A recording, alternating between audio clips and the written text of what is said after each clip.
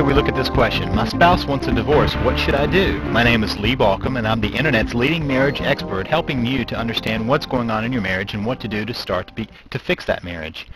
First of all, let me ask you another question.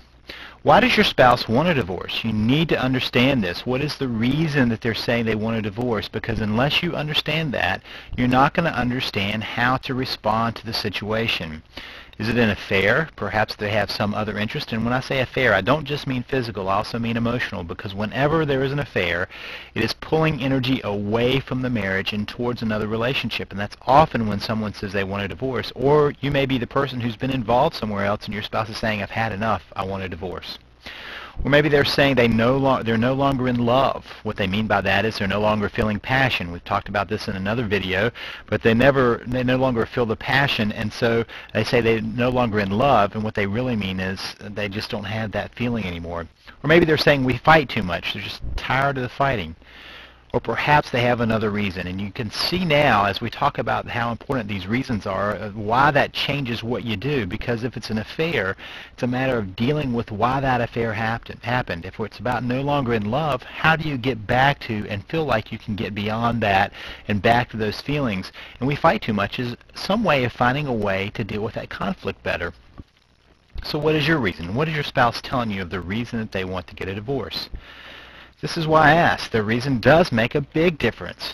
If it is someone else, that requires a far, far different approach than we fight too much. Now, again, I want to say this. Don't assume you know why they want a divorce. You want to ask them. You need to know what they say, their words, how they explain it. These are what I don't want you to do. Do not beg. Do not plead. Do not threaten. Do not coerce. Do not manipulate. Do not throw a tantrum. All of these things will only get you into trouble and push your spouse further away. But there are some things you do want to do. One, do clearly state your disagreement with divorcing. Say that this is not what you want. Clearly state that you care about the relationship and that you care about both of you being happy. That's a two-part to this. It's not that you care so much about the relationship you don't care if either one of you is happy. This is about both caring about the relationship and finding happiness. And clearly state that you do not want the marriage that you had, but a marriage you would both treasure. I rarely have someone who said, gosh, we're so happy, I don't know what happened. I have people who've said, we were once so happy and I wish we were so happy. But usually when someone wants a divorce, both people know there's something going on. So I think it's often fair to say, I don't want to go back to where we've been. I just don't want to get a divorce. I want something new, something different. I want to tell you what the biggest game ender to saving a marriage is. If you do this, I promise you it brings everything to a screeching halt. It's your reaction. A strong negative reaction often proves a spouse's point, reinforcing their decision. Understand that. If somebody is saying, we fight too much, and you throw a temper tantrum, all they do is walk away saying, see?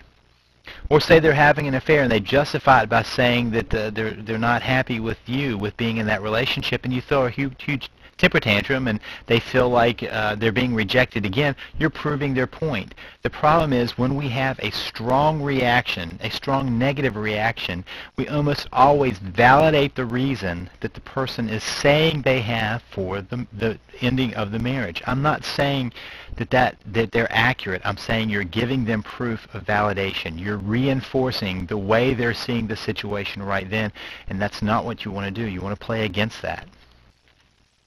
Regardless of your feelings, remain calm. Work to be constructive. It's not useful to tear down the other person for whatever they've done or to try to one-up them on the insults.